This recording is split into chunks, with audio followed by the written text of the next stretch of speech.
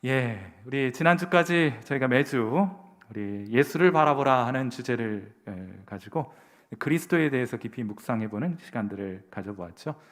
영원전 성자께서 우리의 그리스도가 되어주시기로 하신 일로부터 마지막 날 이 세상을 심판하고 우리를 저 영원한 나라로 인도하시기 위해 우리 주님 다시 오시게 될 것이다 하는 내용들을 살펴보았습니다. 오늘부터는 고린도 전서를 매주 조금씩 읽어가려고 합니다. 오늘날 예수님 믿는 저와 여러분, 우리가 지향해야 할 것이 있다면 그것은 성숙이라는 것이 아닐까 싶고, 이 성숙의 주제를 잘 표현하고 담고 있는 것이 고린도 전서이기 때문에 오늘날 우리가 한번 읽어 깊이 묵상할 필요가 있겠다 싶은 생각 가졌기 때문입니다. 오늘 제가 여러분과 함께 나누게 될 말씀 세 가지 요점을 가지고 있습니다. 그 첫 번째 요점은 바울은 고린도의 구원받은 성도들에게 편지를 한다 하는 것이에요. 바울은 제2차 선교 여행 중 고린도를 방문하게 됩니다. 이 고린도 지역에 제2차 선교 여행 때 방문을 해요. 그리고 이곳에서 바울은 평소에는 천막을 만들며 텐트를 만들면서 일했고, 안식일에는 유대인의 회당에 들어가서 하나님의 말씀 전하고 복음을 전하게 됩니다. 물론 많은 유대인들의 핍박이 있었지만은 바울은 이곳에서 1년 6개월을 머물면서 하나님의 말씀을 가르쳤습니다. 많은 회심자들이 일어나게 되었어요. 그렇게 해서 시작된 교회가 바로 고린도 교회입니다. 자, 이렇게 고린도 교회가 개척이 되었고 세워지게 되었는데, 그 일이 있고 나서 바울은 제2차 선교 여행을 마무리하면서 안디옥, 파송한 교회 안디옥으로 다시금 돌아가게 됩니다. 자, 그렇게 사도 바울이 고린도 교회를 개척하고 그 자리를 비우게 된 거예요. 그 사이 하나님은 참 신묘막측하게도 사도 바울의 빈 자리를 아볼로라는 탁월한 성경 교사로 그 빈 자리를 채워주셨습니다.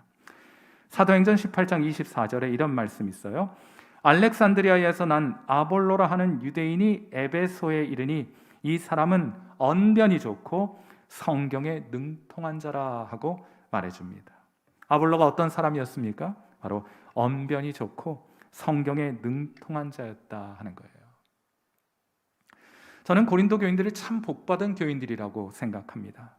당대 최고의 성경 교사였던 바울과 아볼로로부터 하나님의 말씀을 듣고 배울 수 있는 기회를 가졌으니 여러분, 고린도 교인들은 정말 축복받은 교인들 아닙니까? 자, 아무튼 이런 일이 있고 그 이후로 사도 바울은 제3차 선교 여행을 떠나게 됩니다.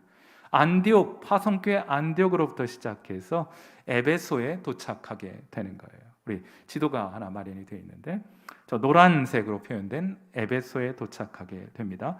자, 그런데 에베소 지역에 도달하게 되었을 때 이곳에 성령의 폭발적인 역사가 나타나게 돼요. 그래서 사도 바울은 에베소에 머물면서 복음을 전하고 하나님의 말씀을 가르치게 됩니다.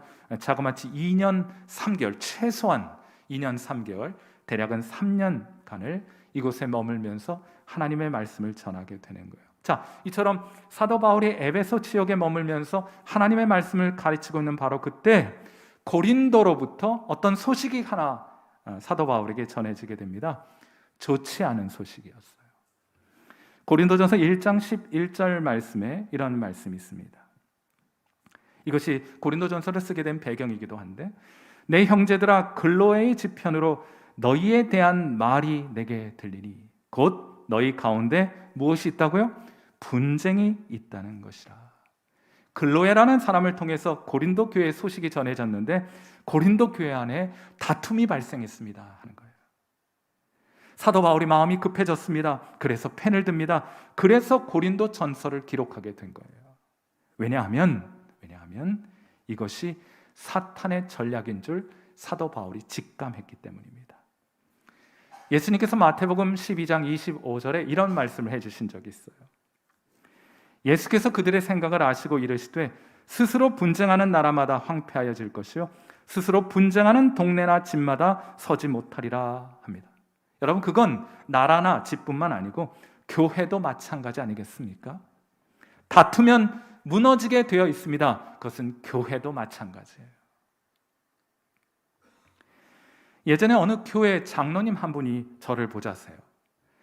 평소 교제를 나누시는 분인데 참 속상하시다면서 제게 편지 한 통을 보여주셨습니다. 장로님 사연을 듣고 보니까 이 교회에 분쟁이 났는데 상대를 고발하면서 작성한 내용 증명 같은 그런 편지를 제게 보여주신 거예요. 제가 그것을 몇 장에 걸친 편지를 꼼꼼히 들여다보았는데 상대를 고발하면서 작성한 내용이 막 빽빽합니다. 가득 적혀 있어요. 이러저러한 고발 내용들이 가득 적혀 있는데 그 마지막 결론이 되는 문장이 여러분 무엇인지 아십니까?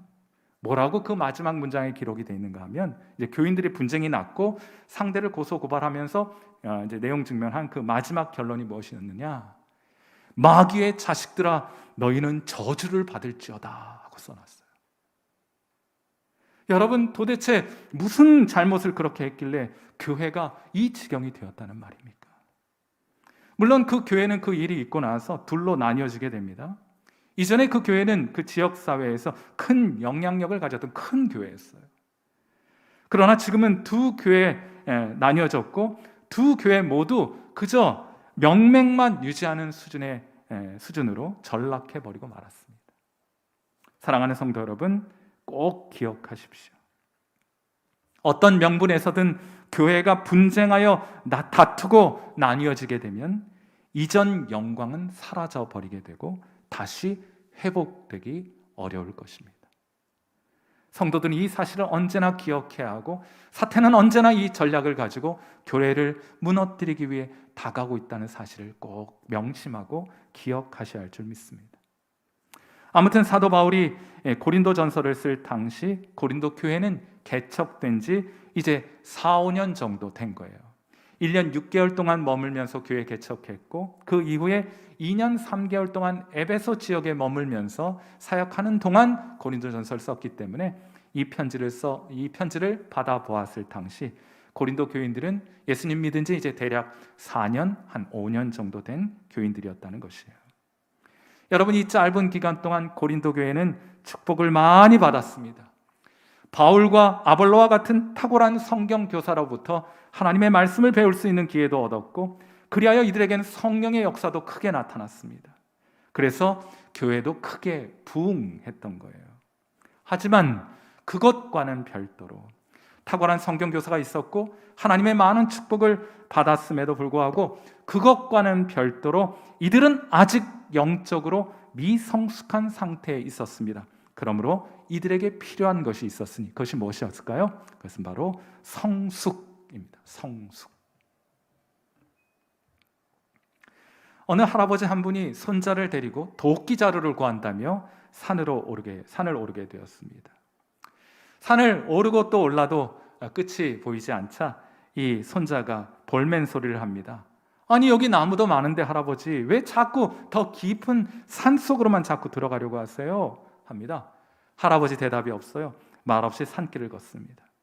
그리고는 정상 근처에 도달을 해서는 한 절벽 그리고 바위 틈새를 뚫고 나온 나뭇가지를 어렵사리 잘라내죠. 그리고 할아버지는 그것을 가지고 산을 내려오면서 손자에게 이렇게 말해줍니다. 절벽의 바위 틈을 뚫고 나무가 뿌리를 내려 가지를 뻗으려면 얼마나 견뎌야겠니? 오랜 세월을 견뎌낸 이놈을 잘라 도끼 자루로 써야 평생을 써도 부러지지 않는 법이란다. 매사에 모든 것이 견딤이 있은 연후에야 쓰임이 있는 법이란다 하고 할아버지가 손자에게 교훈해 주었습니다. 제가 이 글을 읽는데 여운이 참 오래도록 남는 것 같아요. 매사에 모든 것이 견딤이 있은 연후에야 쓰임이 있는 법이란다. 고린도 교인들은 이제 겨우 5년생 나무가지였습니다.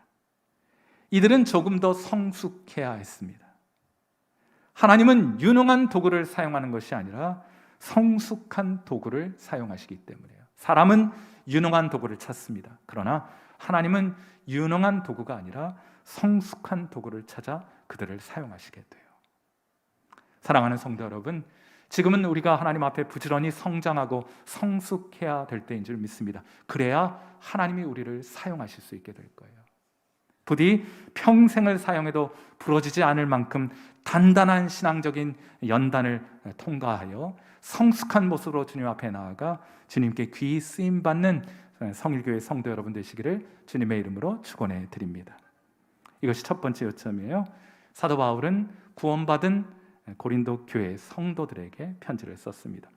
두 번째로 사도 바울은 하나님께 감사하는 것으로 그의 편지를 시작합니다. 자, 고린도전서 1장 4절 말씀 보세요. 그리스도 예수 안에서 너희에게 주신 하나님의 은혜로 말미암아 내가 너희를 위하여 항상 하나님께 뭘 합니까? 감사하노니. 너희들 생각만 하면 내 기도의 자리에서 너희 때문에 감사하지 않을 수 없어 난 항상 감사하노라 하고 말하는 거예요. 말씀드렸던 것처럼 고린도 교회는 미성숙한 교회였습니다. 그 결정적인 증거가 무엇이냐?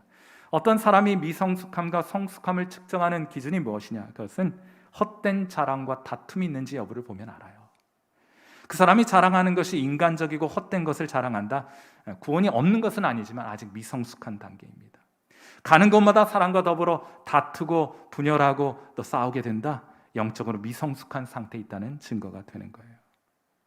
여러분, 그런데 고린도 교회는 앞으로 우리가 살펴보겠습니다만 그게 전부가 아니었어요. 이들은 성적으로 매우 부도덕했고 교회는 매우 무질서했으며 성경에 대한 이해에 있어서는 여전히 초보 상태를 면하지 못하고 있었습니다. 이들은 그야말로 영적으로 매우 미성숙한 상태에 있었습니다. 이런 소식을 사도 바울이 에베소 지역에 머물면서 듣게 되었을 때 사도 바울의 마음이 많이 속상했을 것 같아요. 그런데도 그는 편지를 쓰면서 하나님께 감사부터 드립니다. 과히 사도 바울은 어떠한 상황 가운데에서도 감사를 건져 올리는 감사의 낚시꾼이라는 별명이 여러분 적합하다고 생각하지 않으십니까? 감사의 낚시꾼. 감사는 건져 올려야 되는 거예요. 전 낚시를 잘 못합니다. 낚시 가자는 분이 계신데 저 낚시 잘 못해요. 부모님이 제주도에 계셔서 가끔 제주도에 가게 되면 낚시를 할 기회가 있는데 도통 잡히질 않습니다. 다른 사람들은 낚시터에 가면은 야, 여기 물반 고기반이네 이렇게 얘기를 하는데 제게는 언제나 물반 물반입니다. 그런데 한 번은 배를 빌려서 낚시를 하러 간 적이 있어요. 선장 되시는 분의 안내를 따라서 깊은 바다로 들어갔습니다. 물론 제 눈에는 거기도 물반 물반이었어요. 그런데 그 선장님이 한 지점에 배를 멈추더니 낚싯바늘만 잔뜩 달린 낚싯줄을 건네주시면서 미끼도 달지 않고 그냥 바늘만 달려있는 거예요. 그거를 바다에 한번 내려보라는 겁니다. 제가 달리 할 일도 없고 해서 시키는 대로 했습니다. 그 낚싯줄을 바다에 이렇게 깊이 내렸어요. 그런데 바로 그 순간 뭔가 손에 착 하고 감기는 거예요. 그래서 낚싯줄을 얼른 잡아 올려보았습니다. 그랬더니 낚싯줄에 물고기들이 스트룩하게 잡혀 딸려오는 것이 아니겠습니까? 이럴 때 하는 소리가 뭐예요? 야, 여기 물반 고기반이네. 저도 그 소리 한번 해봤어요. 참 신기한 경험이었고 그 손맛을 잊을 수 없어요. 또 가봤는데 또 여전히 물반 물반이더라고요. 자, 그런데 이와 비슷한 장면이 성경에도 있다는 사실을 알고 계십니까? 우리의 영혼의 선장이 되시는 예수님께서 베드로에게 바다 깊은 곳으로 나아가서 그곳에 그물을 던지라 말씀하십니다. 베드로가 이렇게 대답해요. 누가복음 5장 5절 말씀. 자, 이것은 우리의 고백이어야 합니다. 우리 함께 읽어봅니다. 누가복음 5장 5절 같이 읽습니다. 시작. 시몬이 대답하여 이르되 선생님, 우리들이 밤이 새도록 수고하였으되 잡은 것이 없지만은 말씀에 의지하여 내가 그물을 내리리이다. 우리의 경험으로 볼 땐 물반 물반이지만은 그러나 주님의 말씀에 의지하여 감사의 그물을 한번 내려보겠습니다. 그 결과는 어땠습니까? 그물이 찢어질 정도로 많은 물고기를 잡아 올리지 않습니까? 2배에 가득 차도록 많은 물고기를 잡아 올리게 됩니다. 사랑하는 성도 여러분, 감사라는 것이 꼭 이렇습니다. 그냥 봐서는 물고기가 보이지 않아요. 그냥 바다밖에 없습니다. 물밖에 보이지 않습니다. 물반 물반입니다. 그런데 예수님께서 그 상황 가운데 놓여 있는 저와 여러분에게 말씀하시는 겁니다. 범사에 감사하라. 감사할 것이 없다고 그물 씻어 담지 말고 말씀에 순종하여 그물을 던져보라는 말씀입니다. 그러므로 사랑하는 성도 여러분, 여러분의 자녀에 대하여 감사하십시오. 여러분의 남편과 아내에 대해 감사하십시오. 교인들에 대해 감사하고 여러분의 일터에 대해 감사하십시오. 뭐 하나는 걸리게 되어 있습니다.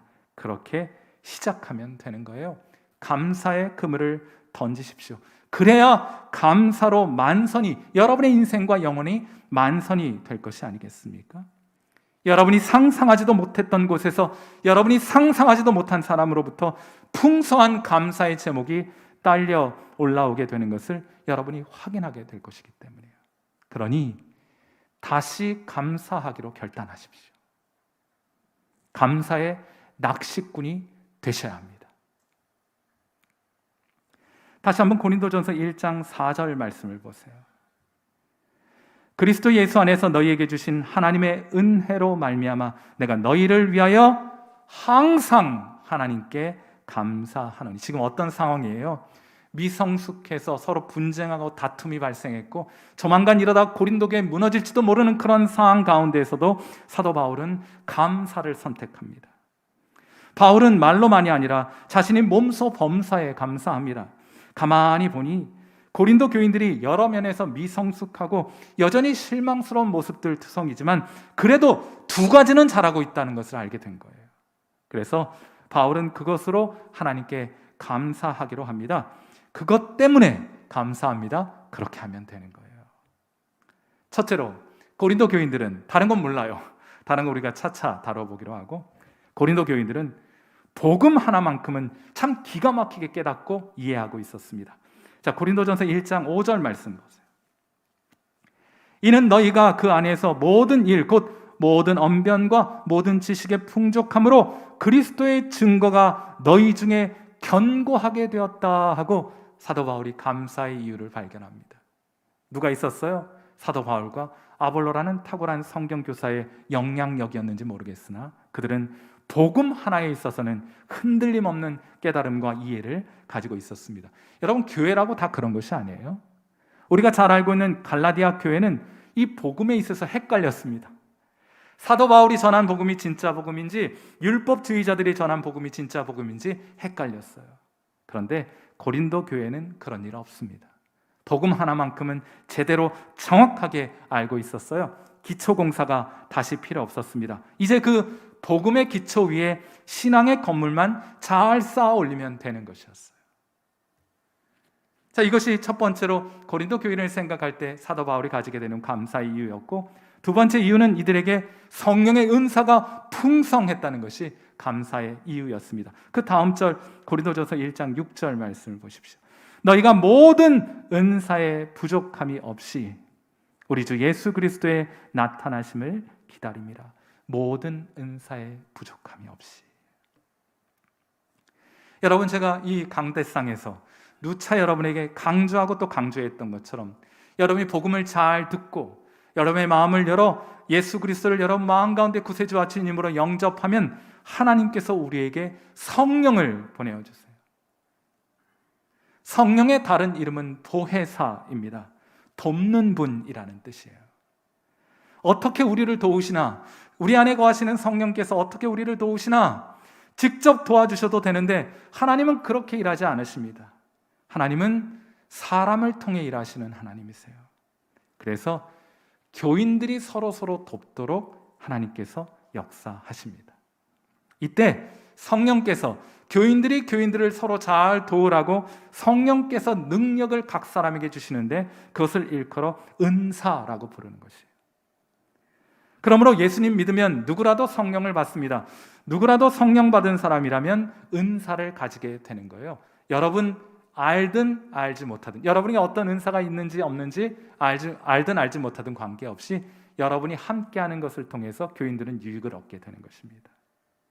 그런데 하나님께서는, 성령께서는 이 은사를 제가 이렇게 표현해도 되는지 모르겠는데 모든 은사를 한 사람에게 몰빵해 주시는 것이 아니라 성령께서 나누어 주시는 모든 은사를 몇몇 사람 소수에게 집중해서 몰빵해서 주시는 것이 아니라 다양한 성령의 은사를 골고루 교인들 모두에게 골고루 나누어 주시는 거예요.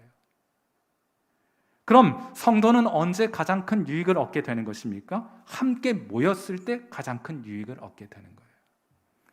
물론 온라인 상에서 탁월한 설교들 들으면서 감동적인 찬양 들으면서 신앙생활 할 수 있을 것입니다. 그러나 그것을 통해서 얻게 되는 은사의 유익은 제한적일 수밖에 없어요.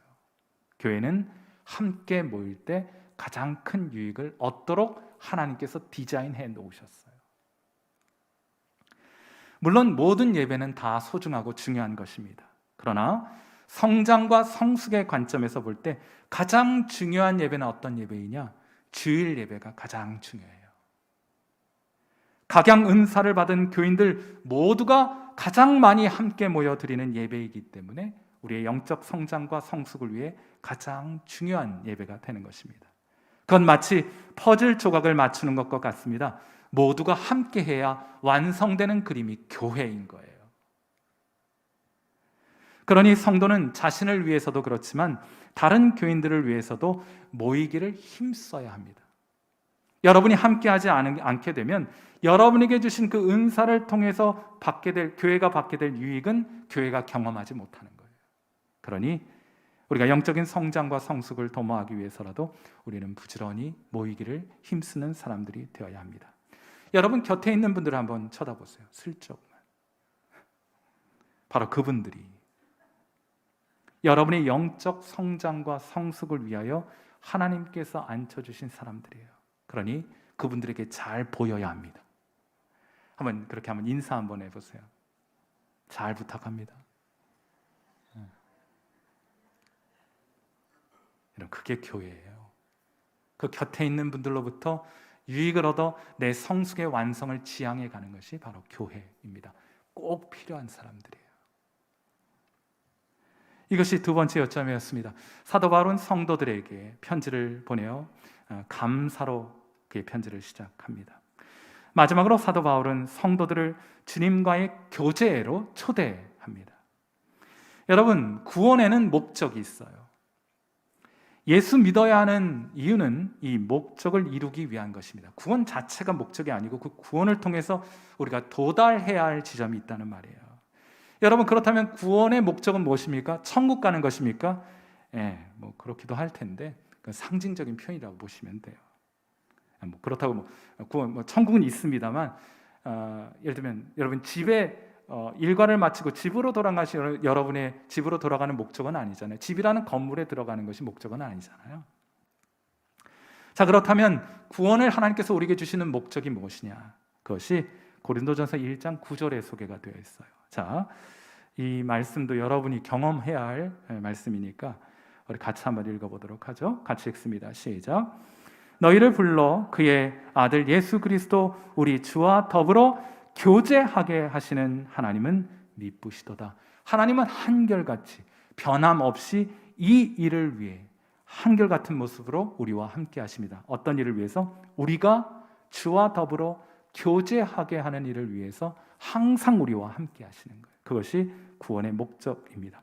하나님이 우리에게 구원을 주시는 이유, 그 목적이 무엇이냐? 여러분이 주님과 함께 교제하게 하기 위해서 하나님 우리에게 구원을 주신 거예요. 고린도 교인들은 구원은 받았지만 미성숙했습니다. 하지만 그건 문제될 것이 없어요. 여러분, 다 자란 채로 이 세상에 태어난 사람이 어디 있습니까? 그렇지 않아요. 문제는 시간이 지나도 성장과 성숙이 나타나지 않는 것이 문제이지, 예수님 믿고 이제 4년, 5년 정도 되었는데 완성된 성숙을 갖는다? 그건 사실은 좀 불가능한 일 아니겠어요? 여러분, 그렇다면 우리가 영적으로 어떻게 성장하고 성숙할 수 있겠습니까? 그 답은 주님과 깊고 친밀한 교제를 가지게 될 때 여러분은 성장하고 성숙하게 되는 거예요.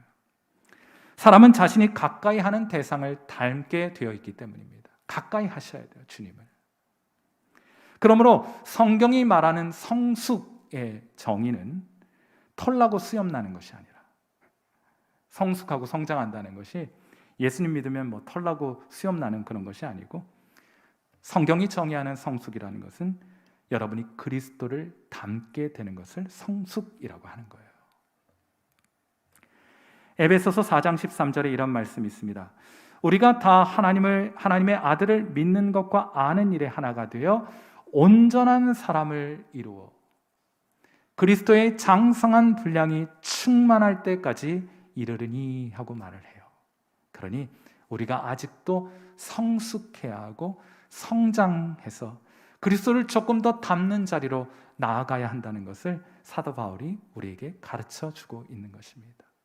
사랑하는 성도 여러분, 오늘날 교회가 구원에 관하여 예수님 영생 얻는 것에 관해서는 많이 가르쳤고 많이 우리가 배운 바 있지만은 이 성숙에 대한 강조는 그만큼 강조되지 못하고 있는 것 같아요. 그래서 여전히 우리 한국 교회가 오랜 시간 하나님께서 풍성한 은혜와 축복을 주셨음에도 불구하고 여전히 미성숙한 교회와 미성숙한 성도들이 많이 있게 되는 것이 아니냐고 생각해 봅니다.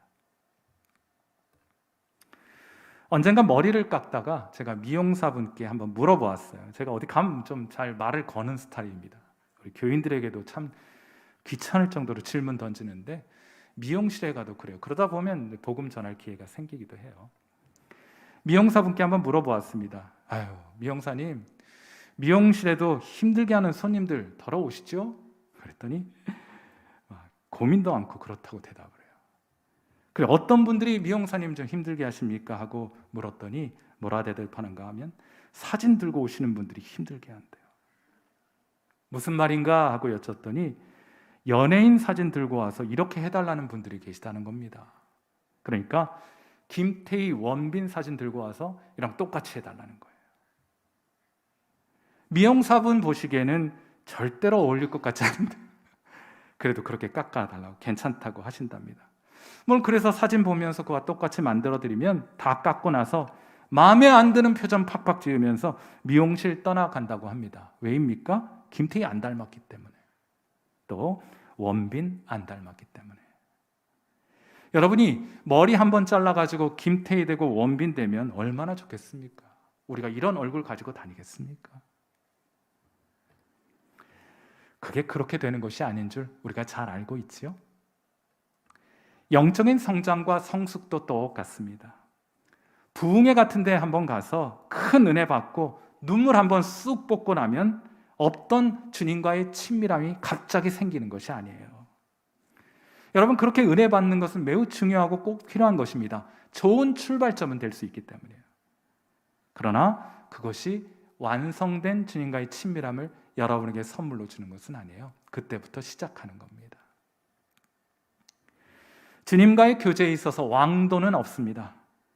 기도를 배우고 싶다면 기도의 자리에 머물러 있을 수밖에 없어요. 기도의 자리에서 여러분이 느끼는 좌절감, 저도 잘 알고 있습니다. 1시간 기도하고 딱 그만큼 주님과 친밀해질 수 있다면 얼마나 좋겠어요. 1시간 기도했는데 이전보다 주님과 1시간만큼 더 가까워졌다. 그러면 또 1시간 드리면 또 가까워질 것 아니에요. 여러분, 그러면 얼마나 좋겠어요. 그런데 그런 일 일어나지 않습니다. 매번 기도의 자리에서 깊이 하나님을 간구하고 기도하고 오랫동안 머물렀음에도 불구하고 기도의 자리에서 일어나게 될 때 별로 달라진 것이 없는 여러분을 발견하게 될 것이에요. 그런데 여러분이 기도를 배우기 위해서는 이 낙심과 좌절의 느낌을 항상 경계하고 이 낙심과 좌절의 느낌을 잘 다룰 수 있어야 합니다. 기도를 위해 사용된 시간보다 훨씬 더 중요한 것은 그 시간 여러분이 하나님 앞에 그 교제를 얼마나 간절히 원하고 있는지 그 간절함을 드러내 보여주시는 거예요. 금을 채굴하는 사람들은 0.028kg의 금을 얻기 위해서 수십 톤의 흙을 파내어 나머지는 다 버린다고 해요. 단지 28g의 금을 얻기 위해 그 많은 수고를 마다하지 않는 것입니다. 주님과의 친밀한 교제도 마찬가지입니다. 그것이 얼마나 귀중한 줄 우리가 알아야 합니다. 그래야 실망하지 않고 계속 기도의 자리에 머물 수 있게 되는 거예요. 그러니 여러분이 기도의 자리에 나아가서 붙들어야 하는 것은 여러분의 감정, 여러분의 느낌이 아니라 하나님의 말씀을 붙들고 나아가야 하는 것입니다. 시편 145편 18절 우리 같이 한번 읽어봐요. 하나님이 어떤 하나님이신가? 여러분이 기도의 자리에서 만나게 되는 하나님은 어떤 하나님인가? 우리 한번 같이 읽습니다. 시작. 여호와께서는 자기에게 간구하는 모든 자, 곧 진실하게 간구하는 모든 자에게 가까이 하시는도다. 여러분이 기도의 자리에 나아가서 주께 가까이 나아가려는 여러분의 간절함과 소원을 하나님 앞에 보여드리는 시간이 되기를 바랍니다. 그 시간 기도에서 영감을 얻고 깨달음을 얻고 하늘이 열리고 불이 떨어지고 이런 것들을 기대하며 하나님께 나아가는 것이 아니라, 설령 그런 것들이 내게 없다 할지라도 제게는 하나님과의 교제가 이 세상 다른 어떤 것보다 소중합니다 하는 그런 마음으로 주님 앞에 나아가 여러분의 간절한 마음을 하나님 앞에 보여드리세요. 시위해 드리세요. 그 진실함이 하나님 앞에 증명될 때 주님이 여러분 가까이 계시다는 것을 여러분이 비로소 발견하게 될 것입니다. 그렇게 주님과의 참된 교제가 시작이 되고 그 결과 영적인 성장과 영적인 성숙이 여러분 가운데 일어나게 될 것이고, 여러분은 그리스도 더 닮은 모습으로 이 땅을 살아가게 될 거예요. 부디 기도의 자리에서 주님을 깊이 만나시는, 모든 간구하는 자들에게 가까이 하시는 주님을 만나시는 귀한 은혜가 사랑하는 귀한 성도 여러분 모두에게 있게 되기를 주님의 이름으로 축원해 드립니다. 우리 함께 기도하겠습니다. 자, 우리 반주 들으시면서 함께 기도하실 때 하나님 우리로 성숙하고 성장한 그리스도인 되게 하옵소서, 더욱 그리스도 닮은 성도 되게 하옵소서 하고 기도해 보시기 바랍니다. 이를 위해 항상 감사하게 하시고 주님의 말씀을 따라 감사의 그물을 던져 풍성한 감사를 경험하게 하옵소서. 마지막으로 낙심하지 않고 주님과 친밀한 사귐을 누려가기를 소원하고 이 일에 우리 더욱더 깊이 헌신하게 하소서. 우리를 만나 주옵소서. 우리가 주님과 더욱 친밀한 사람 되게 하옵소서. 하나님, 다시금 이 실망과 낙심스러운 마음을 추스려 기도의 자리로 나아가겠습니다. 다시금 주의 말씀을 펼쳐 읽고 묵상하는 자리로 나아가겠습니다 하고, 그렇게 하나님 앞에 여러분의 성숙을 결단하는 시간, 주님과의 교제를 결단하는 시간이 될 수 있기를 바랍니다. 함께 기도하도록 합니다. 기도하겠습니다.